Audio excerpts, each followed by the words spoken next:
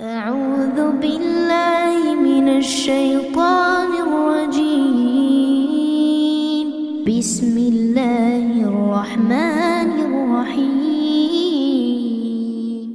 ثم استوى إلى السماء وهي دخان ثم استوى إلى السماء وهي دخان فقال لها وللأرض ائتيا طوعا أو كرها قالتا أتينا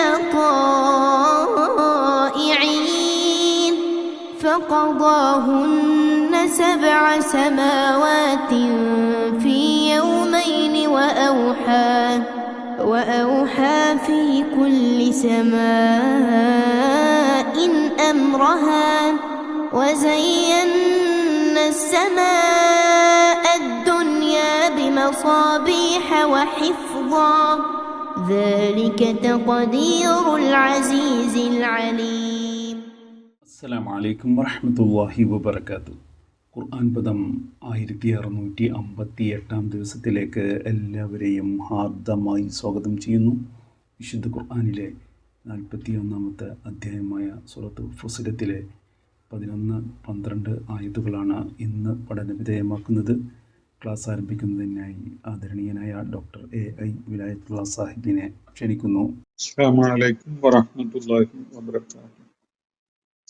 أعوذ بالله من الشيطان الرجيم بسم الله الرحمن الرحيم ثم استوى إلى السماء وهي دخان فقال لها وللأرض ائتيا طوعا أو كرها قالتا أتينا طائعين فقضاهن 7 سماوات في يومين وأوحى في كل سماء أمرها وزينا السماء الدنيا بمصابيح وحفظا ذلك تقدير العزيز العليم.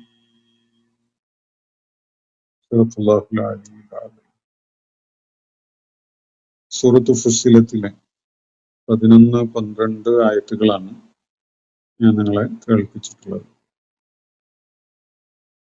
കഴിഞ്ഞ ദിവസം നമ്മൾ പഠന വിധേയമാക്കിയ 9-10 ആയത്തുകളും ഇന്ന് ഞാൻ നിങ്ങളെ കേൾപ്പിച്ച 11-12 ആയത്തുകളും പ്രപഞ്ച സൃഷ്ടിപ്പിനെ പരാമർശിച്ചുകൊണ്ടുള്ള കാര്യങ്ങളാണ് വെളിപ്പെടുത്തുന്നത്.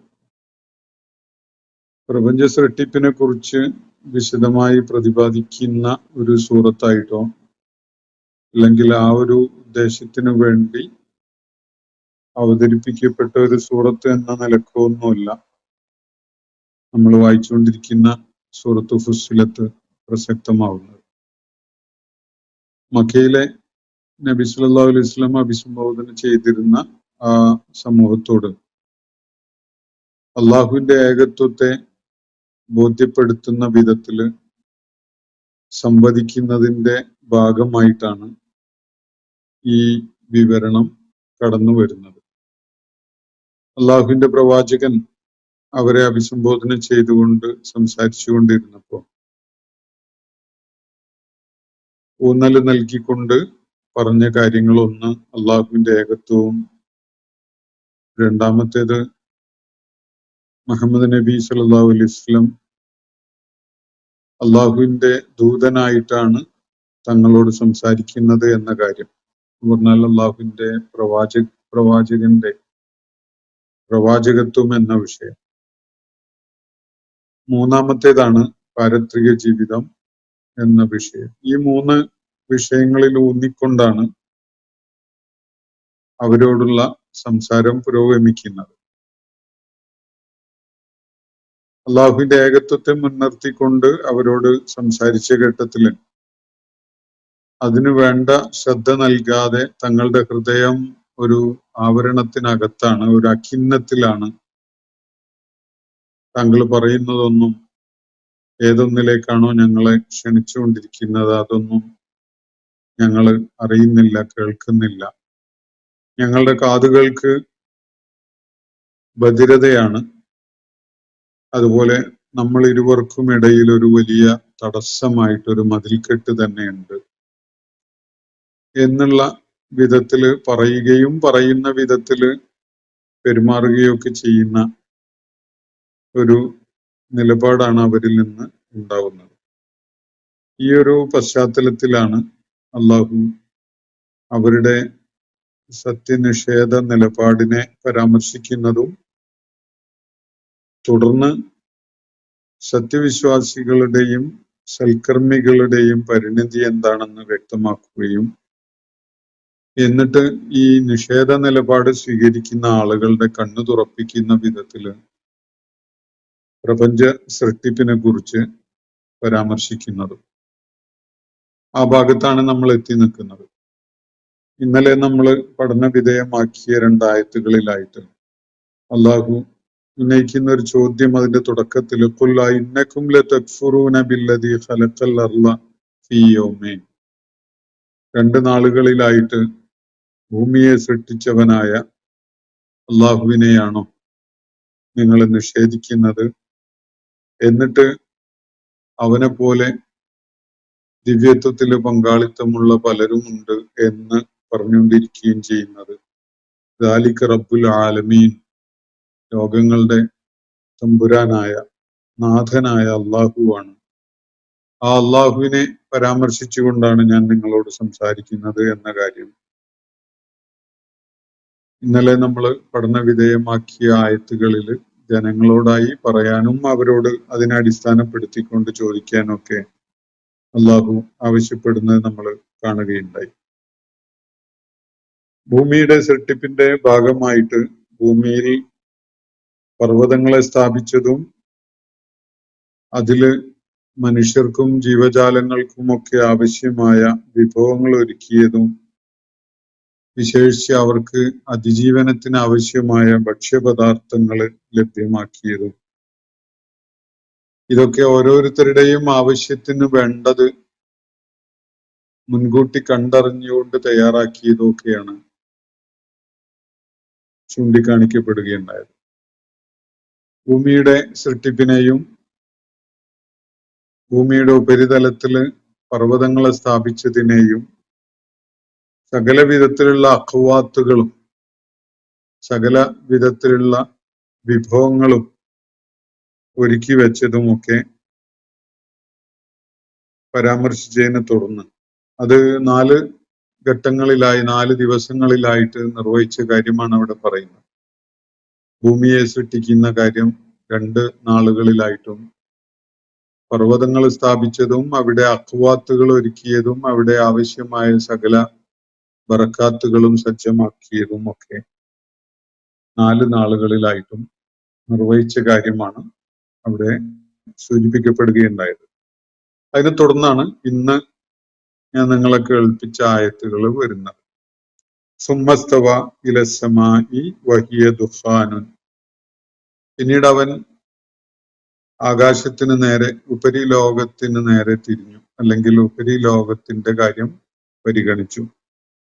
വഹിയ ദുഖാനുൻ, ആ ഘട്ടത്തിൽ അത് കേവലം ധൂമമായ അവസ്ഥയിലാണ്, അല്ലെങ്കിൽ ഒരു പൊടിപടലങ്ങൾ നിറഞ്ഞ പുക പോലെയുള്ള ഒരവസ്ഥയിലാണ് അതുണ്ടായിരുന്നത്. കേവലമായ ധൂമമായിരുന്നു ആ ഘട്ടത്തില് വാനലോകം, ഉപരിലോകം. ഖാല ലഹ വലിൽ അർദ്, ആ ഘട്ടത്തില് ഈ ഉപരിലോകത്തെയും ഭൂമിയെയുമായി ഈ 2 സംഗതികളോടുമായിട്ട് അള്ളാഹു പറഞ്ഞു, കർഹ, നിങ്ങൾ ഇരുവരും സ്വമേധയാ സന്നദ്ധരായിക്കൊണ്ട് അതല്ലെങ്കിൽ നിർബന്ധിതരായിക്കൊണ്ട് ഉണ്ടായി വരുവിൻ എന്നാണ് അള്ളാഹു ആ ഘട്ടത്തിൽ അവയോട് പറയുകയുണ്ടായത്. ഭൂമിയോടും വാനലോകത്തോടും ആകാശത്തോടുമായിട്ട് അള്ളാഹു നിർദ്ദേശിച്ച കാര്യം ഇഅ്തിയ എന്ന് പറഞ്ഞാൽ വരിക എന്നാണ് അർത്ഥം. ഇവിടെ ഉണ്ടാവുന്ന ഘട്ടത്തിൽ അല്ലെങ്കിൽ ഉണ്ടാവാൻ ദൈവിക കൽപ്പന ഉണ്ടാകുന്ന ആ ഘട്ടത്തിൽ വരിക എന്ന് പറയുമ്പോൾ ഉണ്ടായി വരിക എന്ന് മനസ്സിലാക്കാനാണ് കൂടുതൽ പ്രസക്തിയുള്ളത്. രണ്ട് നിലക്ക് സംഭവിക്കാം. ഒന്നുകിൽ നിങ്ങൾ സ്വമേധയ അള്ളാഹുവിന് വഴിപ്പെട്ടുകൊണ്ട് വിധേയപ്പെട്ടുകൊണ്ട് തൃപ്തിയോടെ നിങ്ങൾക്ക് വരാം, ഉണ്ടായി വരാം. അതല്ലെങ്കിൽ അള്ളാഹുവിന്റെ കൽപ്പന നടപ്പിലാക്കുന്ന വിധത്തില് അത് സംഭവിക്കുക എന്നതല്ലാത്ത ഒരു ഓപ്ഷൻ ബന്ധപ്പെട്ടവർക്ക് ഉണ്ടാവുകയില്ല. അപ്പോ ഒന്നുകിൽ സ്വമേധയാ അല്ലെങ്കിൽ നിർബന്ധിതമായി നിങ്ങൾ ഉണ്ടായി വരിക എന്നതാണ് അള്ളാഹു ഇവയോടായിട്ട് പറയുന്നത്. കാലത്ത് അപ്പോ ഭൂമിയും ആകാശവും, ഭൂമിയും വാനലോകവും പറയുകയുണ്ടായത് ഇങ്ങനെയാണ്: അതൈനാത്തോ ഇഴയിൻ, ഞങ്ങളിതാ സ്വമേധയാ വന്നിരിക്കുന്നു, ഞങ്ങള് പൂർണ്ണ തൃപ്തിയോടുകൂടി സ്വമേധയാ വന്നിരിക്കുന്നു എന്നാണ് ആകാശവും ഭൂമിയും പറയുന്നത്. അങ്ങനെ ഫഖല്ലാഹുന്ന, അവയെ അവൻ അള്ളാഹു സംവിധാനിച്ചു, സബ്അ സമാവാത്തിൻ, 7 വാനങ്ങളായിട്ട്, 7 ആകാശങ്ങളായിട്ട്, ഫീ യൗമൈൻ, 2 നാളുകളിൽ, വ ഔഹാ ഫീ കുല്ലി സമാഇൻ അംറഹ, ഓരോ വാനത്തിലും ഓരോ ആകാശത്തിലും അതിന്റെ കാര്യങ്ങൾ നിർദ്ദേശിക്കുകയും ചെയ്തു. അതിന്റെ ക്രമീകരണം, അവിടെ പിന്തുടരപ്പെടുന്ന നിയമവ്യവസ്ഥ, ഇതൊക്കെയും നാം ഈ വാന ലോകങ്ങൾക്ക് ദിവ്യബോധനമായിട്ട് അറിയിക്കുകയുണ്ടായി. വ ഔഹാ ഫീ കുല്ലി സമാഇൻ അംറഹ, തുടർന്ന് പറയുന്നത് വസയ്യന്ന സമാ ദുനിയ, കീഴാകാശത്തിനെ നാം അലങ്കരിക്കുകയും ചെയ്തു, ബിമസാബീഹ, ചില ദീപങ്ങളാൽ. മിസ്ബാഹ് എന്നതിന്റെ ബഹുവചനാണ് മസാബീഹ്, ദീപങ്ങൾ എന്നാണ് അതിന്റെ അർത്ഥം. വഹിഫ്ലൻ, അവയെ നാം സുരക്ഷിതമാക്കുകയും ചെയ്തു. ദാലിക തഖ്ദീറുൽ അസീസിൽ അലീം, അത് സർവജ്ഞനും എന്തിനും കരുത്തുള്ളവനുമായ അള്ളാഹുവിന്റെ ആസൂത്രണം അത്രേ ഇത് എന്നാണ് തുടർന്ന് പറയുന്നത്. ഇത് അള്ളാഹുവിന്റെ തഖ്ദീറാണ്, അള്ളാഹുവിന്റെ കാര്യങ്ങളിലുള്ള നിർണയമാണ്. അൽ അസീസ് അൽ അലീം, അസീസ് എന്ന് പറഞ്ഞാൽ എന്തിനും കരുത്തുള്ളവൻ, അജയ്യൻ, ഒരു കാര്യത്തിലും തോൽവി സംഭവിക്കാത്തവൻ. അൽ അലീം എന്ന് പറഞ്ഞാൽ സകല കാര്യങ്ങളെക്കുറിച്ചും അറിവുള്ളവൻ. അപ്പോ സർവജ്ഞാനിയും എന്തിനും കരുത്തും അജയ്യതയും ഉള്ളവനുമായ അള്ളാഹുവിന്റെ ആസൂത്രണമാണിത്, അള്ളാഹുവിന്റെ നിശ്ചയങ്ങളാണിത് എന്നാണ് തുടർന്ന് ഈ ആകാശഭൂമികളുടെ സൃഷ്ടിപ്പിനെ കുറിച്ച് പരാമർശിച്ചുകൊണ്ട് അള്ളാഹു ഇവിടെ പറയുന്നത്. ഈ 4 ആയത്തുകളിലായിട്ട് സൂചിപ്പിക്കപ്പെട്ട കാര്യങ്ങൾ പ്രപഞ്ച സൃഷ്ടിപ്പിനെ കുറിച്ചാണ്. പൊതുവായിട്ട് പ്രപഞ്ച സൃഷ്ടിപ്പിനെ വിശേഷിച്ച് ഭൂമിയെയും ആകാശത്തെയും സൃഷ്ടിച്ചതിനെ 6 നാളുകളിലായിട്ട് എന്ന വിധത്തില് പലയിടങ്ങളിലും വിശുദ്ധ ഖുർആൻ പരാമർശിച്ചിട്ടുണ്ട്. ഫീ സിത്തത്തി അയ്യാം എന്ന് പറഞ്ഞുകൊണ്ട് ഇവിടെയുള്ള പരാമർശങ്ങളിൽ വരുന്ന സമയം ചേർത്ത് വെക്കുമ്പോൾ ഭൂമിയെ സൃഷ്ടിക്കുന്നതിന് 2 ദിവസവും ഭൂമിയെ പർവ്വതങ്ങൾ കൊണ്ടും വിഭവങ്ങൾ കൊണ്ടും ഒക്കെ സജ്ജമാക്കുന്നതിന് 4 ദിവസവും പിന്നീട് വാനലോകത്തിന്റെ ക്രമീകരണത്തിനായിട്ട് 2 ദിവസവും പറയുന്നത് ചേർത്ത് മനസ്സിലാക്കുമ്പോൾ 8 നാളുകൾ എന്ന് നമുക്ക് കാണാൻ കഴിയും. അപ്പൊ ഇത് പരസ്പരം വിരുദ്ധങ്ങളായ കാര്യങ്ങളല്ലേ എന്ന ഒരു ചോദ്യം സ്വാഭാവികമായിട്ടും ഉന്നയിക്കപ്പെടാൻ ഇടയുണ്ട്. വിശുദ്ധ ഖുർആനിൽ ഇത്തരം പരാമർശങ്ങൾ യഥാർത്ഥത്തിൽ നൽകുന്ന സൂചന എന്താണ് എന്നത് അത്തരം ആയത്തുകളെ ചേർത്ത് വെച്ചുകൊണ്ട് തദബ്ബർ ചെയ്ത് മനസ്സിലാക്കുക എന്നതാണ് നമ്മളുടെ മുന്നിലുള്ള ഓപ്ഷൻ. ഇവിടെ സമയത്തെക്കുറിച്ച് സൂചിപ്പിക്കുമ്പോൾ ഈ ആകാശഭൂമികളും അവയിലെ സംവിധാനങ്ങളും ഒക്കെ രൂപപ്പെട്ടു വരുന്നതിന് മുമ്പ് അവയുടെ സൃഷ്ടിപ്പിന്റെ ഘട്ടത്തില് സമയത്തെ മാനദണ്ഡമാക്കുന്നത് എങ്ങനെയാണ് എന്നൊരു ചോദ്യന്യായമായിട്ടും വരും. നമുക്ക് പരിചയമുള്ള ദിനരാത്രങ്ങൾ അടങ്ങിയ ഒരു ദിവസം എന്നത് പ്രപഞ്ച സൃഷ്ടിപ്പിനെ തുടർന്നുള്ള ഭൂമിയെ അടിസ്ഥാനപ്പെടുത്തിക്കൊണ്ടുള്ള കാലഗണനയും ഒക്കെ സാധ്യമായ ഒരു ഘട്ടത്തിൽ രൂപപ്പെട്ടു വന്നതാണ്. എന്നാൽ ഭൂമിയുടെയും ആകാശത്തിന്റെയും പ്രപഞ്ച സാകല്യത്തിന്റെ പൊതുവായുമുള്ള സൃഷ്ടിപ്പ് നടക്കുന്ന ഘട്ടത്തില് ഈ യൗമ് എന്ന് പറയുമ്പോൾ ഉദ്ദേശിക്കപ്പെടുന്നത് എന്താണ് എന്നത് നമ്മൾ വിലയിരുത്തേണ്ടതുണ്ട്. വിശുദ്ധ ഖുർആനിൽ ഒരുപാട് സന്ദർഭങ്ങളിലായി പരാമർശിക്കപ്പെടുന്ന ഒരു പദമാണ് യൗമും അയ്യാമും ഒക്കെ. എല്ലായിടത്തും ഒരേ അർത്ഥത്തിലല്ല ഈ പദം ഉപയോഗപ്പെടുത്തപ്പെട്ടിട്ടുള്ളത് എന്നതും കാണാൻ കഴിയും. ഒരിടത്ത് അന്ത്യനാളിനെ, ഉയർത്തെഴുന്നേൽപ്പ് നാളിനെ പരാമർശിച്ചുകൊണ്ട് അത് 50 അൽഫ സന എന്ന് പറയുന്നത് കാണാം. 50,000 വർഷങ്ങളുടെ ദൈർഘ്യം എന്ന് പരാമർശിക്കുന്നത്. അതുപോലെ വ്യത്യസ്തമായ സമയ ഘട്ടത്തെ പരാമർശിച്ചുകൊണ്ട് ഒരു യൗം കാന മിഖ്ദാറുഹു, ആ ഒരു ദിവസത്തിന്റെ ദൈർഘ്യം എന്ന് പറഞ്ഞുകൊണ്ട് ദീർഘമായ ഒരു കാലയളവിനെ സൂചിപ്പിക്കുന്നത് കാണാം. അതുപോലെ പൗരാണിക കാലത്ത് ഒരാൾ മരിച്ചുപോയ അവസ്ഥയിൽ കിടന്ന് വീണ്ടും അയാളെ ജീവനുള്ള അവസ്ഥയിലേക്ക് തിരികെ കൊണ്ടുവരുന്ന ഒരു സംഭവം വിവരിക്കുന്നിടത്ത് അയാൾക്ക് കേവലം ഒരു ദിവസം അല്ലെങ്കിൽ ഒരല്പം കൂടുതൽ ഒരല്പം കുറവ് അത്രയൊക്കെ ഞാൻ ഉറങ്ങിയിട്ടുള്ളൂ എന്നുള്ള ഒരു തോന്നലാണ് അതുമായി ബന്ധപ്പെട്ടുകൊണ്ട് അവിടെ പരാമർശിക്കപ്പെടുന്നത്. അപ്പോ എല്ലായിടത്തും യൗമ് എന്നതിന്റെ സൂചന ഒരു കാര്യമല്ല, വ്യത്യസ്തങ്ങളായ കാര്യങ്ങളാണ് എന്നത് മനസ്സിലാക്കാൻ സാധിക്കും. കോമൺ ആയിട്ട് നമുക്ക് കണ്ടെത്താൻ കഴിയുന്ന ഒരർത്ഥം ഒരു നിർണിതമായ സമയഘട്ടം എന്നതാണ്. യൗമ് എന്നതിന് ഓരോ സന്ദർഭത്തിലും അള്ളാഹു എത്ര ദൈർഘ്യമുള്ള സമയഘട്ടം എന്ന നിലക്കാണോ ഉദ്ദേശിച്ചിട്ടുള്ളത് അത്രയും എന്നെ മനസ്സിലാക്കാൻ പറ്റുള്ളൂ. അതുകൊണ്ട് വാനലോകത്തിന്റെയും ഭൂമിയുടെയും സൃഷ്ടിപ്പിന്റെ സമയഘട്ടം എന്ന നിലക്ക് ഇവിടെ യൗമ് പരാമർശിക്കുമ്പോൾ ഒന്നാമതായിട്ട് അത് നമുക്ക് പരിചയമുള്ള മിമ്മ തഴുദൂൻ എന്നൊക്കെ ഒരിടത്ത് പറയുന്നുണ്ട്, നിങ്ങൾ എണ്ണി കണക്കാക്കുന്ന ദിവസങ്ങൾ എന്നുള്ള അർത്ഥത്തിൽ. അതുപോലെയുള്ള യൗമ് അല്ല എന്നത് വളരെ വ്യക്തമാണ്. ആ ആശയം പോലും വരുന്നത് ആകാശഭൂമികളുടെയും സൂര്യചന്ദ്രന്മാരുടെയും ഭൂമിയുടെയും ഒക്കെ സൃഷ്ടിപ്പിനെ തുടർന്നുള്ള ഘട്ടത്തിലാണ്.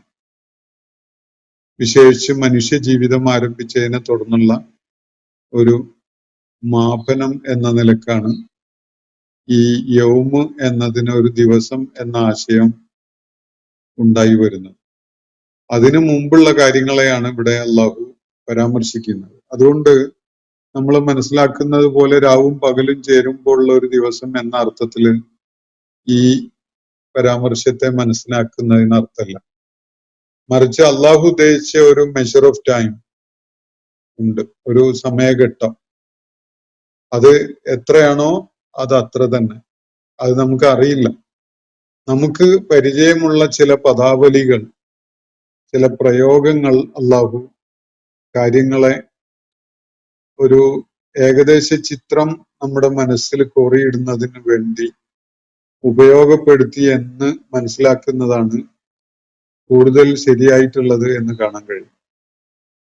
2 നാളുകൊണ്ട് ഭൂമിയുടെ സൃഷ്ടിപ്പ് നടത്തി എന്ന് പറയുമ്പോൾ അള്ളാഹു ഉദ്ദേശിച്ച എന്തോ 2 ഘട്ടങ്ങളാണ്, സമയഘട്ടങ്ങളാണ് ഇവിടെ പരാമർശിക്കപ്പെടുന്നത് എന്ന് കാണും. 4 നാളുകൾ കൊണ്ടാണ് ഈ ഭൂമിയുടെ ഉപരിതലത്തില് ഈ പർവ്വതങ്ങളെ സ്ഥാപിച്ചതും സകല ജീവജാലങ്ങൾക്കും ആവശ്യമായ ഭക്ഷ്യവിഭവങ്ങളും അതുപോലെയുള്ള അഖ്വാത്തുകളും ഒക്കെ സജ്ജമാക്കിയതും എന്ന് പറയുമ്പോൾ അതും അള്ളാഹു ഉദ്ദേശിച്ച ദൈർഘ്യമുള്ള 4 ഘട്ടങ്ങളായിട്ട് മനസ്സിലാക്കാനേ നമുക്ക് പറ്റുകയുള്ളൂ. മാത്രവുമല്ല ഇവയൊന്നും തന്നെ സൃഷ്ടിക്കുന്നതിന് ദീർഘമായ സമയം എടുത്തുകൊണ്ട് വളരെ പ്രയാസകരമായ ഒരു കാര്യം അള്ളാഹു ചെയ്യുന്ന വിധത്തില് മനസ്സിലാക്കുന്നത് വിശുദ്ധ ഖുർആനെതിരാണ് താൻ. വിശുദ്ധ ഖുർആൻ പലയിടങ്ങളിലായിട്ട് ചൂണ്ടിക്കാണിച്ചിട്ടുള്ളത് അവനൊരു സംഗതി നിർമ്മിക്കാൻ സൃഷ്ടിക്കാൻ ഉദ്ദേശിച്ചാൽ ആ ഒരു ആശയത്തെ മുൻനിർത്തിക്കൊണ്ട് ഉണ്ടാവുക എന്ന് പറയുകയേ വേണ്ടതുള്ളൂ. ഫയക്കൂൻ, അപ്പോ അത് ഉണ്ടായി വന്നിട്ടുണ്ടാകും, സംഭവിച്ചിട്ടുണ്ടാകും എന്നതാണ്. അള്ളാഹുവിന്റെ സൃഷ്ടി പ്രക്രിയ മനുഷ്യരുടെ നിർമ്മാണ പ്രക്രിയയിൽ നിന്ന് തീർത്തും വിഭിന്നമാണ്. മനുഷ്യര് ഒരു സംഗതി നിർമ്മിക്കാൻ ഉദ്ദേശിക്കുമ്പോൾ അതിനെ കുറിച്ചൊരു മനോചിത്രം രൂപപ്പെടുത്തിയെടുക്കും. മനസ്സിൽ അതിന്റെ ഒരു ഷേപ്പ് അവൻ വരഞ്ഞിടും. എന്നിട്ട് അത് നിർമ്മിക്കാൻ ആവശ്യമായ റോ മെറ്റീരിയൽസ്, അസംസ്കൃത വസ്തുക്കൾ, അതിന് വേണ്ട റിസോഴ്സസ് കണ്ടെത്താനുള്ള പരിശ്രമമായിരിക്കും. എന്നിട്ട് അതൊക്കെയും ഒരുക്കൂട്ടിയതിന് ശേഷം പിന്നെ അതിന്റെ നിർമ്മാണ പ്രക്രിയയിലേക്ക് മനുഷ്യൻ നീങ്ങും. ഒരു വീടോ കെട്ടിടമോ നിർമ്മിക്കുന്നതിന് മനുഷ്യൻ പിന്തുടരുന്ന ഒരു രീതിയുണ്ട്. അതേ രീതി തന്നെയാണ് മനുഷ്യന് ഓൾമോസ്റ്റ് എല്ലാ സംഗതികളും നിർമ്മിക്കാൻ ആവശ്യമായിട്ടുള്ളത് എന്നതും കാണാൻ കഴിയും. വീടുണ്ടാക്കുന്നതിന് മുമ്പ് ഏത് രൂപത്തിലായിരിക്കണം ആ വീട് എന്ന വിധത്തില് അതിന്റെ ഒരു പ്ലാന് മനസ്സിൽ വേണം. പിന്നീട് അതിനാവശ്യമായ പദാർത്ഥങ്ങൾ ലഭ്യമാവണം. എന്നിട്ടാണ് അതിന്റെ നിർമ്മാണത്തിലേക്ക് നീങ്ങുക. ഇതേപോലെ തന്നെയാണ് മനുഷ്യൻ എല്ലാ സംഗതികളും നിർമ്മിക്കുന്നത്. നമ്മള് വീടുകളിൽ നിത്യേന എന്നോണം ഭക്ഷണം തയ്യാറാക്കുമ്പോൾ നമ്മൾ ആദ്യം അതിന് മനസ്സിലൊരു പ്ലാന് കാണും. എന്നിട്ടാണ് പിന്നെ അത് നടപ്പിലാക്കുന്നതിന് വേണ്ട വസ്തുവകകൾ ശേഖരിക്കുക. എന്നിട്ട് അത് നമ്മൾ പിന്നീട് ഉപയോഗപ്പെടുത്തിക്കൊണ്ട് അതിന്റെ നിർമ്മാണത്തിലേക്ക് അല്ലെങ്കിൽ അത് തയ്യാറാക്കലിലേക്ക് നീങ്ങുകയാണ് ചെയ്യുക. അള്ളാഹുവിന്റെ സൃഷ്ടിപ്പ് എന്ന് പറയുന്നത് അങ്ങനെയല്ല. അള്ളാഹു ഒരു കാര്യം ഉദ്ദേശിച്ചു കഴിഞ്ഞാൽ ആ ആശയത്തെ മുൻനിർത്തിക്കൊണ്ട് ഉണ്ടാവുക എന്ന് പറയുകയേ വേണ്ടതുള്ളൂ. അത് നിലവിൽ വന്നിട്ടുണ്ടാകും. അത്രയും ലളിതമായിട്ട് അത് ചെയ്യാൻ അള്ളാഹുവിന് സാധിക്കും. അതിന്റെ നിർമ്മാണ പ്രക്രിയയിൽ ശ്രദ്ധ പതിയേണ്ടതായ സകല സൂക്ഷ്മമായ കാര്യങ്ങളും അതിൽ പാലിക്കപ്പെട്ടിട്ടുണ്ടാവും. അതൊക്കെയും തന്നെ ഒരു സംഗതിയുടെ സൃഷ്ടിപ്പിന് അള്ളാഹു ഉദ്ദേശിക്കുന്നതോടുകൂടി അതിന്റെ സകല വിശദാംശങ്ങളും അതിന്റെ ഭാഗമായിട്ട് ഉദ്ദേശിക്കപ്പെടുന്നു. ആ സൂക്ഷ്മമായ സകല തലങ്ങളും ഉൾക്കൊള്ളുന്ന വിധത്തില് അത് രൂപപ്പെടുന്നു എന്നതാണ് അള്ളാഹുവിന്റെ സൃഷ്ടിപ്പിന്റെ പ്രത്യേകത. അപ്പൊ ഇവിടെ ചില കാര്യങ്ങൾ ഭൂമിയുടെയും ആകാശത്തിന്റെയും സൃഷ്ടിപ്പിനെ കുറിച്ചുകൂടെ അള്ളാഹു പറയുന്നതിന്റെ ഭാഗമായി ഭൂമിയുടെ നിർമ്മാണം അല്ലെങ്കിൽ സൃഷ്ടിപ്പ് 2 ദിവസം കൊണ്ട് ചെയ്തതും അതിന്റെ ഉപരിതലം പർവ്വതങ്ങളെ സ്ഥാപിച്ചുകൊണ്ടും സകല വിഭവങ്ങളും ലഭ്യമാക്കിക്കൊണ്ടും സജ്ജീകരിച്ചതിന് 4 നാളുകൾ അടങ്ങിയ ഒരു സമയഘട്ടം വിനിയോഗിച്ചതായും ഇവിടെ പരാമർശിക്കപ്പെട്ടുവല്ലോ. അതിനെ തുടർന്ന് സുമ്മസ്തവ ഇലസ്സമാ എന്ന് പറയുമ്പോൾ ഇവിടെ സുമ്മ എന്ന് പറഞ്ഞ ശേഷം അതിനെ തുടർന്ന് എന്ന പ്രാഥമികമായ അർത്ഥം അല്ല ഇവിടെ ഉദ്ദേശിക്കപ്പെടുന്നത് എന്നത് കാണാൻ കഴിയും. സുമ്മ എന്ന വാക്കിന് അറബിയിൽ എല്ലായിടത്തും തുടർന്ന് ശേഷം എന്നൊന്നും അല്ല അർത്ഥമുള്ളത്. വ്യത്യസ്തമായ പല അർത്ഥങ്ങളിലും ഈ പദം അറബി ഭാഷയിൽ വിശുദ്ധ ഖുർആനിൽ തന്നെ പ്രയോജനപ്പെടുത്തപ്പെട്ടതായിട്ട് കാണാൻ കഴിയും. ഒരു വ്യത്യസ്തമായ അർത്ഥം അതുപോലെ ലൈക്ക് വൈസ് എന്ന് ഇംഗ്ലീഷിൽ പറയുന്ന ഒരു ആശയം ലഭിക്കുന്ന ഒരു തലത്തില് അറബി ഭാഷയിൽ വളരെ കോമൺ ആയിട്ട് ഈ പദം ഉപയോഗിക്കുന്നുണ്ട്. അതുപോലെ ഒരു ഗ്യാപ്പ് ഫില്ലിംഗ് എലിമെന്റ് എന്നുള്ള നിലക്ക് സംസാരത്തില് അല്ലെങ്കിൽ വിവരണത്തില് ഒരു ഒരു ഒരു സംഗതിയിൽ നിന്നും മറ്റൊന്നിലേക്ക് മൂവ് ചെയ്യുമ്പോൾ പ്രത്യേകിച്ചൊരു ആവശ്യമൊന്നും ഇല്ലാതെ തന്നെയും ഉപയോഗിക്കുന്ന ഒരു പദം എന്ന നിലക്കും ഈ വാക്ക് പ്രയോജനപ്പെടുത്തപ്പെടാറുണ്ട്. അറബി ഭാഷയിൽ അങ്ങനെ ഇംഗ്ലീഷിലും മലയാളത്തിലൊക്കെ പല പദങ്ങൾക്കും ഇങ്ങനെ ഒരു പേർപ്പസ് ഉള്ളതായിട്ട് കാണാൻ കഴിയും. അപ്പൊ ഇവിടെ ഭൂമിയെ സൃഷ്ടിക്കുകയും അതിൽ പർവ്വതങ്ങളെ സജ്ജീകരിക്കുകയും ചെയ്ത് വിഭവങ്ങളൊക്കെ ഒരുക്കിയതിനു ശേഷം അള്ളാഹു ആകാശത്തിന്റെ സൃഷ്ടിപ്പിനെ കുറിച്ച് ആലോചിച്ചു എന്നല്ല മനസ്സിലാക്കേണ്ടത്. ഇവിടെ ഭൂമിയെയും അതിലെ പർവ്വതങ്ങളെയും അതിൽ സജ്ജീകരിക്കപ്പെട്ട വിഭവങ്ങളെയും യഥാർത്ഥത്തിൽ അഭിസംബോധിതരെ പരിഗണിച്ചുകൊണ്ട് ആദ്യം പറഞ്ഞു എന്നതാണ് യാഥാർത്ഥ്യം. അഭിസംബോധിതരും മനുഷ്യരാണ്. മനുഷ്യരെ ബാധിക്കുന്ന അവർക്ക് ഏറ്റവും ഏറെ താല്പര്യം ജനിപ്പിക്കാൻ സാധ്യതയുള്ള ഒരു കാര്യം അവരുടെ ആവാസ വ്യവസ്ഥയെ കുറിച്ച് പറയുക എന്നത് ആണ് എന്നതിനാൽ അത് ആദ്യം പറഞ്ഞു എന്ന് മനസ്സിലാക്കുന്നതാണ് കൂടുതൽ ശരിയായിട്ട് കാണാൻ കഴിയുക. ഭൂമിയുടെ സൃഷ്ടിപ്പിന്റെ കാര്യവും അതിലെ പർവ്വതങ്ങളെ സ്ഥാപിച്ചതും അതിലെ അസംഖ്യം വിഭവങ്ങള് തയ്യാറാക്കി വെച്ചതും ഒക്കെ ഒരുക്കിയതും ഒക്കെ ആദ്യം പറഞ്ഞതിന്റെ താല്പര്യം അത് ഈ അഭിസംബോധിതരായ ആളുകളിൽ ജിജ്ഞാസ ഉണർത്തുന്ന അവരെ ഈ വിഷയത്തിൽ തൽപരരാക്കുന്ന ഒരു കാര്യമാണ് നിർവഹിക്കുന്നത് എന്നതാണ് ഞാൻ മനസ്സിലാക്കുന്നത്. അപ്പൊ ഇത് ആദ്യം പറഞ്ഞു എന്നേ ഉള്ളൂ. യഥാർത്ഥത്തിൽ പ്രപഞ്ച സൃഷ്ടിപ്പിന്റെ പല സ്റ്റേജസിനെ ചൂണ്ടിക്കാണിക്കുകയല്ല ഇവിടെ. പല ഘട്ടങ്ങള് പ്രപഞ്ചത്തിന്റെ സൃഷ്ടിപ്പിന് അള്ളാഹു പ്രയോജനപ്പെടുത്തിയിട്ടുണ്ട് എന്നത് ഇവിടെ വ്യക്തമായും സൂചിപ്പിക്കപ്പെടുന്നുണ്ടല്ലോ. 2 നാളുകൾ കൊണ്ട് ഭൂമിയുടെ സൃഷ്ടിപ്പ്, 4 നാളുകൾ കൊണ്ട് ഭൂമിയുടെ ഉപരിതലത്തെ പർവ്വതങ്ങൾ കൊണ്ടും വിഭവങ്ങൾ കൊണ്ടും ഒക്കെ സജ്ജമാക്കുക എന്നത്, ഇതൊക്കെ സൃഷ്ടിപ്പില് ഇൻവോൾവ് ആയിട്ടുള്ള പല ഫേസസ് അല്ലെങ്കിൽ പല സ്റ്റേജസ് ആണ് എന്ന് തന്നെ നമുക്ക് മനസ്സിലാക്കാം. എന്നാൽ ഇത് ഏത് വിധത്തിലാണ് ഈ സമയഘട്ടം പിന്തുടരപ്പെട്ടിട്ടുള്ളത് എന്നത് നമുക്കറിയില്ല. അള്ളാഹു ഈ കാര്യത്തിൽ ആകെ ചെയ്യേണ്ടിയിരിക്കുന്നത് കുൻ എന്ന് പറയുക മാത്രമാണ്.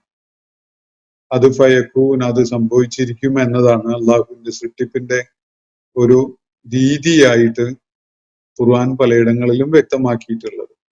അവനൊരു സംഗതി ഉണ്ടാക്കാൻ ഉദ്ദേശിച്ചാൽ കുൻ എന്ന് പറയുകയേ വേണ്ടതുള്ളൂ. ഫയക്കൂൻ, അത് ആ വിധത്തിൽ സംഭവിക്കുന്നു എന്നതാണ് അവന്റെ സൃഷ്ടിപ്പിന്റെ രീതി. അപ്പൊ ഇവിടെ പിന്നീട് ആകാശത്തിന് നേരെ തിരിഞ്ഞു എന്ന് പറയുമ്പോ അതുപോലെ തന്നെ അവൻ ആകാശത്തിന്റെ സൃഷ്ടിപ്പിന്റെ കാര്യം നിർവഹിച്ചത് ഇങ്ങനെയാണ് എന്ന് മനസ്സിലാക്കുന്നതായിരിക്കും ഉചിതം. സുമ്മസ്തവ ഇലസ്സമാ, പിന്നീട് അവൻ ആകാശത്തിന് നേരെ തിരിഞ്ഞു, അല്ലെങ്കിൽ അതുപോലെ അവൻ ആകാശത്തിന്റെ സൃഷ്ടിപ്പിന്റെ കാര്യം പരിഗണിച്ചു. വഹിയ ദുഹാനുൻ, ആ ഘട്ടത്തില്, ആ ആദ്യഘട്ടത്തില് ആകാശത്തിന് അവൻ രൂപകൽപ്പന നൽകുന്നതിന് മുമ്പുള്ള ആ ഘട്ടത്തില് അത് ദുഹാൻ രൂപത്തിലാണ്. ദുഹാൻ എന്ന് പറഞ്ഞാൽ ഒരു പുകപടലം അല്ലെങ്കിൽ പൊടിപടലം എന്നൊരവസ്ഥയാണ്. ഇതിനെയാണ് ശാസ്ത്രലോകം നെബുല എന്ന് പറയാറുള്ളത്.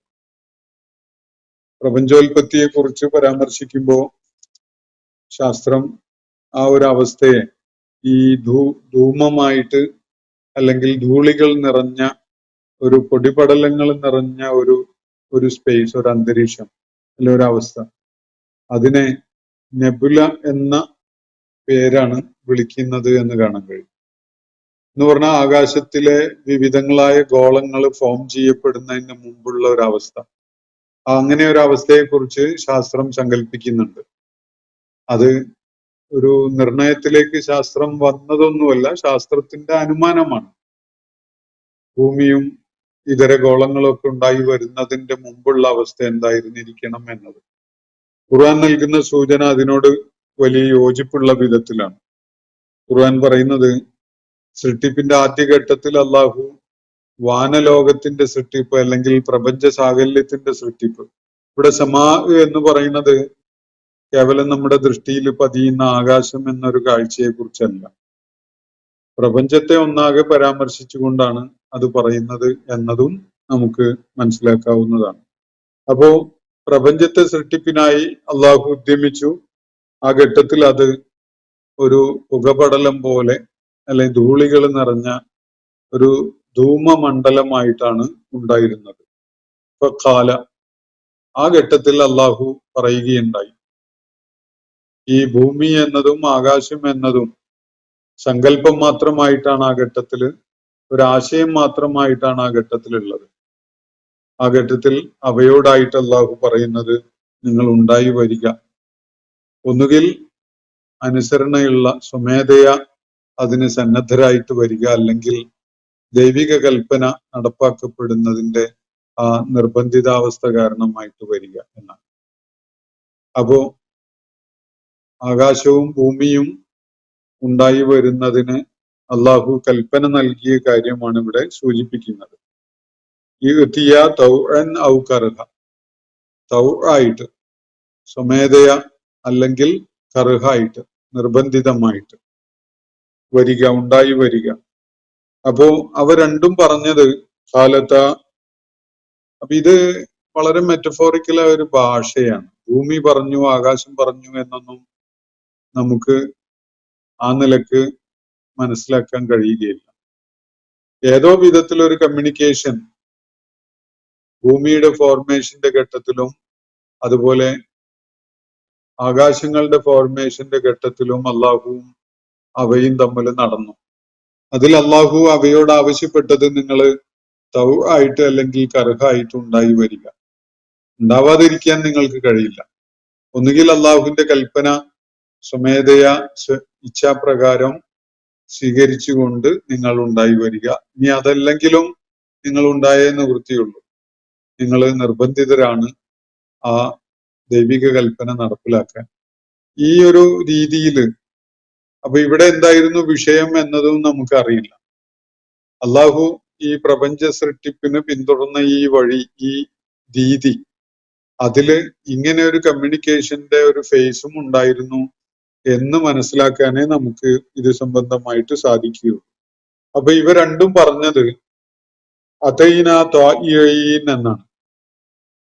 ആകാശം സംസാരിക്കുമോ, ഭൂമി സംസാരിക്കുമോ എന്നൊക്കെ നമുക്ക് ചോദ്യങ്ങൾ ഉന്നയിക്കാം. പക്ഷെ ഭൂമി സംസാരിക്കുന്ന കാര്യം വിശുദ്ധ ഖുർആൻ വേറെ പലയിടത്തും പറയുന്നുണ്ട്. ആകാശം പ്രതിഷേധിക്കുന്നതും പൊട്ടിത്തെറിക്കുന്നതും ചില മനുഷ്യ നടപടികൾ കാരണമായിട്ട്, മനുഷ്യന്റെ ധിക്കാരപരമായ ചില നടപടികൾ കാരണമായിട്ട് ആകാശം ക്ഷോഭിക്കുന്നതും ആകാശം വിലപിക്കുന്നതും വിലപിക്കാതിരിക്കുന്നതും ഒക്കെ ഖുർആൻ പരാമർശിക്കുന്നുണ്ട്. അപ്പോ നമുക്ക് പ്രത്യക്ഷത്തില് മനസ്സിലാവുന്ന വിധത്തിലല്ലെങ്കിലും ചില വികാര പ്രകടനങ്ങളും ആശയ സംവേദനവും ഒക്കെ ആകാശവും ഭൂമിയും നിർവഹിക്കുന്നുണ്ട്. അത് നമ്മുടെ ഭാഷയിലോ നമുക്ക് മനസ്സിലാവുന്ന വിധത്തിലോ ആവണമെന്നില്ല എന്നതാണ് ഇവിടെ സൂചിപ്പിക്കപ്പെട്ടിട്ടുള്ളത്. അപ്പോ ഭൂമിയോടും ആകാശത്തോടുമായിട്ട് പ്രപഞ്ച സൃഷ്ടിപ്പിന്റെ വേളയിൽ അള്ളാഹു ഒന്നുകിൽ അള്ളാഹുവിന് വിധേയപ്പെട്ട് അള്ളാഹുവിനെ അനുസരിക്കുന്നവരായി കൊണ്ടുവരിക, അതല്ലെങ്കിൽ അള്ളാഹുവിന്റെ ഒരു കൽപ്പന നിർബന്ധമായും പാലിക്കപ്പെടേണ്ടതാണ് എന്ന വിധത്തില് അത് സംഭവിക്കുക. ഈ രണ്ട് വിധത്തില് നിങ്ങൾക്ക് ഉണ്ടായി വരാം എന്ന കാര്യം പറഞ്ഞപ്പോ ആകാശങ്ങളും ഭൂമിയും പറയുന്നത് അതൈന ത്വാഇഈൻ, ഞങ്ങള് ഇരുവരും സ്വമേധയാ ഉണ്ടായി വരികയാണ് എന്ന വിധത്തിലാണ്. എങ്ങനെയാണ്, ഏത് ഭാഷയിലാണ് വാനലോകവും ഭൂമിയും ഒക്കെ ഇക്കാര്യം കൺവേ ചെയ്തത് എന്നതൊന്നും നമുക്കറിയില്ല. നമുക്ക് മനസ്സിലാക്കാൻ കഴിയുന്ന ചില പദാവലികൾ ഉപയോഗപ്പെടുത്തിക്കൊണ്ട് നമുക്ക് അതർവൈസ് മനസ്സിലാക്കാൻ കഴിയുകയില്ലാത്ത ചില ആശയങ്ങളെ അള്ളാഹു പരിചയപ്പെടുത്തി തരികയാണ് ഇവിടെ. അപ്പൊ ഈ വിധത്തിലെ മനുഷ്യന് ഈ കാര്യം പറഞ്ഞു കൊടുത്താൽ ഒരു ഏകദേശ ചിത്രമെങ്കിലും അവന്റെ മനസ്സിലുണ്ടാവുകയുള്ളൂ. അതാണ് നമുക്കതിൽ നിന്ന് ഉൾക്കൊള്ളാൻ കഴിയുന്നത്. ഭാഷ എന്നത് വളരെ ഗംഭീരമായ ഒരു പ്രതിഭാസമാണ്. അതില് മനുഷ്യന്റെ മനഃശാസ്ത്രം അടങ്ങിയിട്ടുണ്ട്, അതുപോലെ പല സംഗതികളും അടങ്ങിയിട്ടുണ്ട്. അപ്പൊ ഈ ആകാശവും ഭൂമിയും ഏത് വിധത്തിൽ കമ്മ്യൂണിക്കേറ്റ് ചെയ്തു, അവയോട് അള്ളാഹു എങ്ങനെ കമ്മ്യൂണിക്കേറ്റ് ചെയ്തു എന്നതൊന്നും ഇവിടെ വിശദമാക്കപ്പെട്ടിട്ടില്ല. അതിന്റെ ആവശ്യവുമില്ല. ഈ സൃഷ്ടി പ്രക്രിയയിൽ അടങ്ങിയിട്ടുള്ള ചില സുപ്രധാനമായ കാര്യങ്ങൾ മനുഷ്യന് വിവരിച്ചു കൊടുക്കുക എന്ന താല്പര്യത്തോടു കൂടിയാണ് അള്ളാഹു ഈ കാര്യങ്ങൾ ഇവിടെ പറയുന്നത്.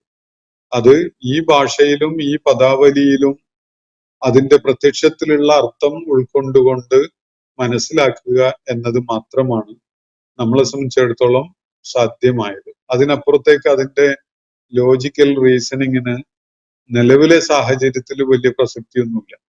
ഒരുപക്ഷെ മനുഷ്യന്റെ സാഹചര്യങ്ങളും അവസ്ഥകളും ഒക്കെ മാറുമ്പോൾ ഇതേക്കുറിച്ചൊക്കെ കൂടുതൽ വെളിപ്പെടുത്തലുകൾ ഉണ്ടാകുന്ന പല സാഹചര്യങ്ങളും ഉണ്ടായി എന്ന് വരാനും സാധ്യതയുണ്ട്. അങ്ങനെ ഉണ്ടാവുകയില്ല എന്നൊന്നും നമുക്ക് പറയാൻ കഴിയില്ല.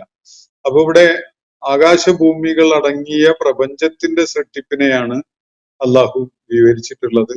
അത് ഭൂമിയെ സൃഷ്ടിച്ച് സജ്ജീകരിച്ചതിന് ശേഷമാണ് എന്ന് മനസ്സിലാക്കുന്നതിന് യാതൊരു പ്രസക്തിയുമില്ല. കാരണം ഈ സുമ്മ എന്ന വാക്ക് എല്ലായിടത്തും ആ ഒന്നിനു പുറകെ ഒന്ന് എന്ന തുടർച്ച കാണിക്കുന്ന വിധത്തിലല്ല. അതുപോലെ തന്നെ എന്നൊക്കെ മനസ്സിലാക്കാൻ ഞാൻ മനസ്സിലാക്കുന്നത് അങ്ങനെയാണ്. ലൈക്ക് വൈസ് എന്നുള്ള ഒരു പ്രയോഗം ഇംഗ്ലീഷിലുണ്ട്. അതുപോലെ ഇത് മനസ്സിലാക്കാൻ ഒരു സാധ്യതയുണ്ട്.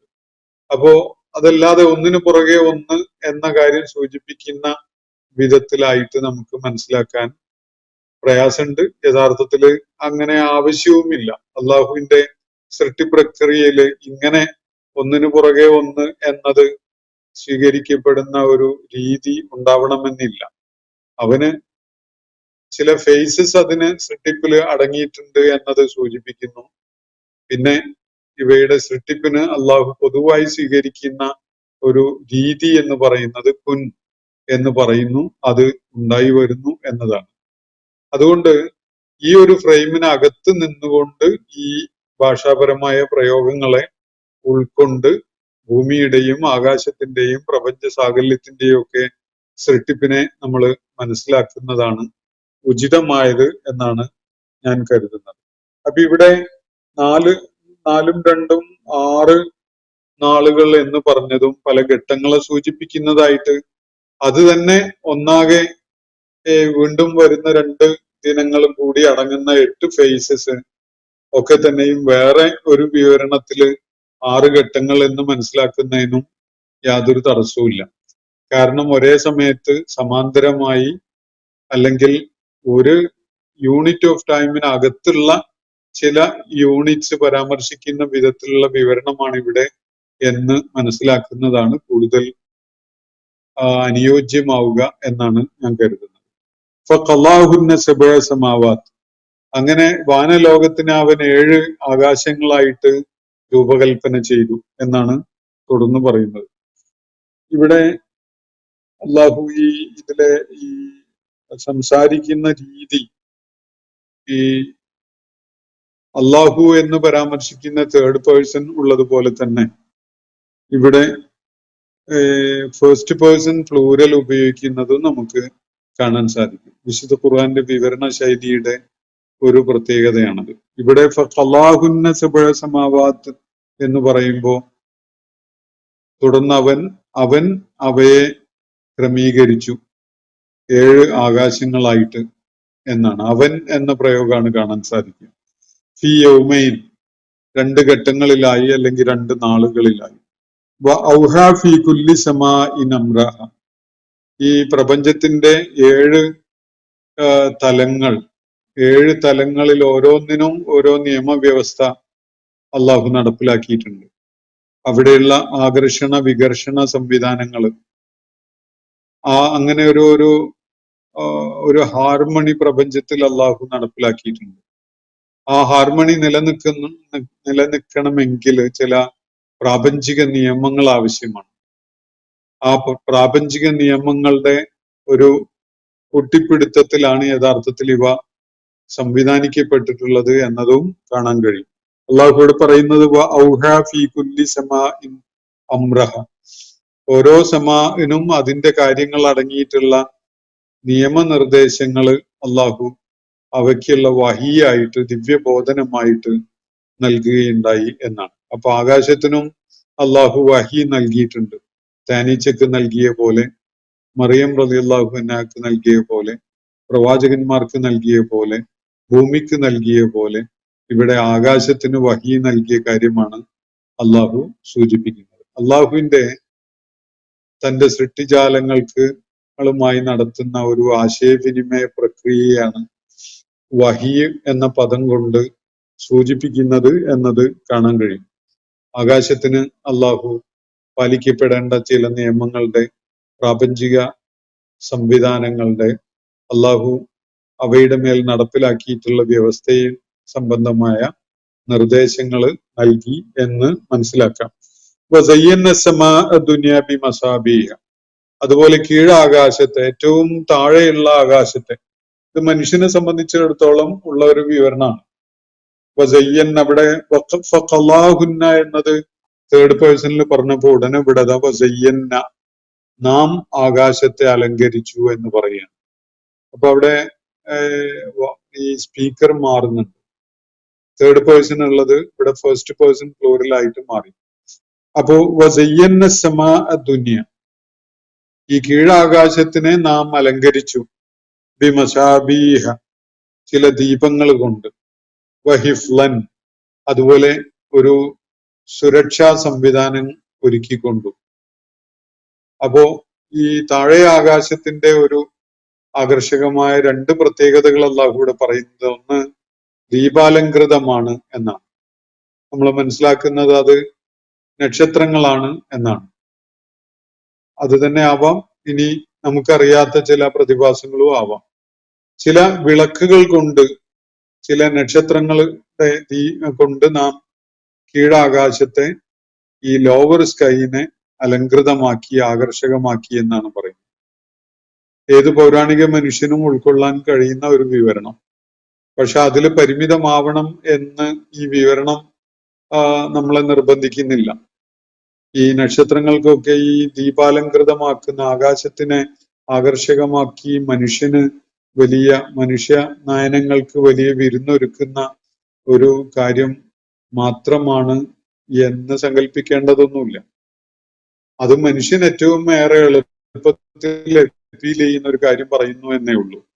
അപ്പോ കീഴാകാശത്തിനെ നാം അലങ്കൃതമാക്കി വെച്ചു, ബിമസാബീഹ, ചില ദീപങ്ങൾ കൊണ്ട്, വിളക്കുകൾ കൊണ്ട്. അതുപോലെ കീഴാകാശത്തിന്റെ മറ്റൊരു പ്രത്യേകതയാണ് വഹിഫ്ലൻ, അതിനൊരു സുരക്ഷാ വലയമുണ്ട് എന്നത്. ഉപരിലോകത്തെ സംഭവ വികാസങ്ങൾ കാരണമായി ഭൂമി പോലെയുള്ള ഇടങ്ങളിലും എന്തെങ്കിലും നിലക്കുള്ള തകർച്ചയോ പ്രതിസന്ധിയോ പ്രശ്നമോ ഉണ്ടാകാത്ത വിധത്തില് ആകാശത്തിനെ സുരക്ഷിതമാക്കിയിരിക്കുന്നു എന്നാണ് പറയുന്നത്. നമ്മൾ പലപ്പോഴും ഓസോൺ ലെയറിനെ കുറിച്ചൊക്കെ സംസാരിക്കാറുണ്ടല്ലോ. ഓസോൺ ലെയറിന് കേടുപാടുകൾ ഉണ്ടാകുന്നത്, അതിന് തുള വീഴുന്നത് ഒക്കെ തന്നെ സൂര്യനിൽ നിന്നുള്ള പ്രസരണം അതിന്റെ അളവിൽ കൂടുതൽ സംഭവിക്കാൻ കാരണമാകുന്നു. ഭൂമിയെ അത് ആവാസയോഗ്യമല്ലാത്ത വിധത്തിലേക്ക് പരിവർത്തിപ്പിക്കും എന്നൊക്കെയുള്ള ആശങ്കകൾ പലപ്പോഴും ഈ പാരിസ്ഥിതിക പഠന രംഗത്ത് മനുഷ്യൻ പങ്കുവെക്കുന്ന കാണാൻ കഴിയും. അള്ളാഹു ഈ കീഴാകാശത്തിന്റെ സജ്ജീകരണം ചെയ്തതിനെ കുറിച്ചാണ് ഇവിടെ പറയുന്നത്. അതിന് ഒരു സുരക്ഷാ സംവിധാനം അള്ളാഹു ഒരുക്കിയിട്ടുണ്ട്. അതുകൊണ്ടാണ് ഈ കീഴാകാശത്തിന് കീഴേ ആയിട്ട് ഉള്ള ഗോളങ്ങളിലെ അള്ളാഹു സജ്ജീകരിച്ചിരിക്കുന്ന ജീവനും ജീവൽ സാധ്യതക്കും ഒക്കെ പ്രയാസമില്ലാതെ നിലനിന്നു പോവാൻ സാധിക്കുന്നത്. ഈ കീഴാകാശത്തിന് അള്ളാഹു അങ്ങനെ ഒരു പ്രൊട്ടക്ഷൻ ലെയർ, ഒരു സംരക്ഷണത്തിനായിട്ട് ഒരു പാളി ഒരുക്കി വെച്ചത് കൊണ്ടാണ് പല സൂര്യരശ്മികളും ഭൂമിയിലേക്ക് നിയന്ത്രണമില്ലാതെ കടന്നു വരാതിരിക്കുന്നത്. അത് നമുക്കതിൻ്റെ കൂടുതൽ സൂക്ഷ്മമായ പല വിവരണങ്ങളും പ്രപഞ്ചവുമായി ബന്ധപ്പെട്ടുകൊണ്ടുള്ള ശാസ്ത്ര വിവരണങ്ങളിൽ കാണാൻ സാധിക്കും. ഞാൻ ആ വിശദാംശങ്ങളിലേക്ക് കടക്കുകയല്ല. പക്ഷെ അങ്ങനെ ഒരു സുരക്ഷാ സംവിധാനം അള്ളാഹു ഈ കീഴാകാശത്തിന്റെ സൃഷ്ടിപ്പിൽ പാലിച്ചിട്ടുണ്ട് എന്നത് അള്ളാഹുവിടെ സൂചിപ്പിക്കുന്നു. നക്ഷത്രങ്ങളെ കൊണ്ട് അല്ലെങ്കിൽ സമാനമായ പ്രതിഭാസങ്ങളെ കൊണ്ട് കീഴാകാശത്തെ ദീപാലങ്കൃതമാക്കിയതുപോലെ കീഴാകാശത്തെ അള്ളാഹു സുരക്ഷിതമാക്കുകയും ചെയ്തിരിക്കുന്നു. ദാലിക തഖ്ദീറുൽ അസീസിൽ അലീം, സർവജ്ഞനും അജയ്യനുമായ അള്ളാഹുവിന്റെ ആസൂത്രണമാണ് ഈ പറഞ്ഞിരിക്കുന്ന കാര്യങ്ങൾ എന്നാണ് തുടർന്ന് അള്ളാഹു പറയുന്നത്. ഇതൊക്കെയും നിങ്ങളുടെ ശ്രദ്ധയിൽ ഉണ്ടായിട്ടും ഇവയൊക്കെയും നിരീക്ഷിക്കാനും മനസ്സിലാക്കാനും സാധിക്കുന്ന അവസ്ഥയുണ്ടായിട്ടും അള്ളാഹുവിന്റെ ഏകത്വത്തെ നിങ്ങൾ നിഷേധിക്കുകയാണോ എന്നാണ് ഈ ഭാഗത്ത് ഉന്നയിക്കപ്പെട്ടിരിക്കുന്ന പൊതുവായ ചോദ്യം. അതക്ഫുറൂന ബില്ലദീ എന്ന് പറഞ്ഞുകൊണ്ടാണ് ഇത് തുടങ്ങുന്നത്. ഭൂമിയെ 2 നാളുകളിലായിട്ട് സൃഷ്ടിച്ചവനായ അള്ളാഹുവിനെ നിങ്ങൾ നിഷേധിക്കുകയാണോ എന്ന ചോദ്യത്തിലാണ് ഇത് തുടങ്ങുന്നത്. അപ്പൊ ഇവിടെ കീഴാകാശത്തെ സുരക്ഷിതമാക്കി വെച്ചതും അതിനെ ദീപാലങ്കൃതമാക്കിയതും അതുപോലെയുള്ള അള്ളാഹുവിന്റെ ഈ സംവിധാനങ്ങളെ അവൻ നടപ്പിലാക്കിയതുമൊക്കെ കാണുവാനും വിലയിരുത്തുവാനും മനസ്സിലാക്കുവാനും സാധിച്ചിട്ടും നിങ്ങൾ അള്ളാഹുവിന്റെ ഏകത്വത്തെ നിഷേധിക്കുന്നവരായിട്ട് തന്നെയാണോ തുടരുന്നത് എന്ന ഒരു ചോദ്യം ഇവിടെ നമ്മുടെ മനസ്സിൽ അനിവാര്യമായിട്ടും കടന്നു വരേണ്ടതുണ്ട്. അപ്പോ ഇന്നത്തെ സെഷൻ ഞാനിവിടെ അവസാനിപ്പിക്കുകയാണ്. ഈ 2 ആയത്തുകളും അതിന്റെ തൊട്ടു മുമ്പ് നമ്മൾ ഇന്നലെ പഠന വിധേയമാക്കിയ ആയത്തുകളും പ്രപഞ്ച സൃഷ്ടിപ്പിനെ കുറിച്ചുള്ള ഒരു ഏകദേശ ചിത്രം നമുക്ക് പകർന്നു നൽകുന്നുണ്ട്. ഇത് വിശുദ്ധ ഖുർആനിൽ സൃഷ്ടിപ്പുമായി ബന്ധപ്പെട്ടുകൊണ്ടുള്ള ഇതര പരാമർശങ്ങളെ ചേർത്ത് വെച്ചുകൊണ്ടാണ് മനസ്സിലാക്കേണ്ടത് എന്നുകൂടി സൂചിപ്പിച്ചുകൊണ്ട് ഞാൻ അവസാനിപ്പിക്കുകയാണ്. വാഖിറു ദഅ്വാന അനിൽ ഹംദുലില്ലാഹി റബ്ബിൽ ആലമീൻ. അസ്സലാമു അലൈക്കും വറഹ്മത്തുള്ളാഹി വബറകാതുഹു. ഇന്നത്തെ ഖുർആൻ പദം ഇവിടെ സമാപിക്കുന്നു. ഖുർആൻ പഠനത്തിൽ പങ്കെടുത്ത എല്ലാവർക്കും അല്ലാഹു അർഹമായ പ്രതിഫലം നൽകി അനുഗ്രഹിക്കട്ടെ. വആഖിറു ദഅ്വാന അനിൽ ഹംദുലില്ലാഹി റബ്ബിൽ ആലമീൻ. അസ്സലാമു അലൈക്കും വറഹ്മത്തുള്ളാഹി വബറകാതുഹു.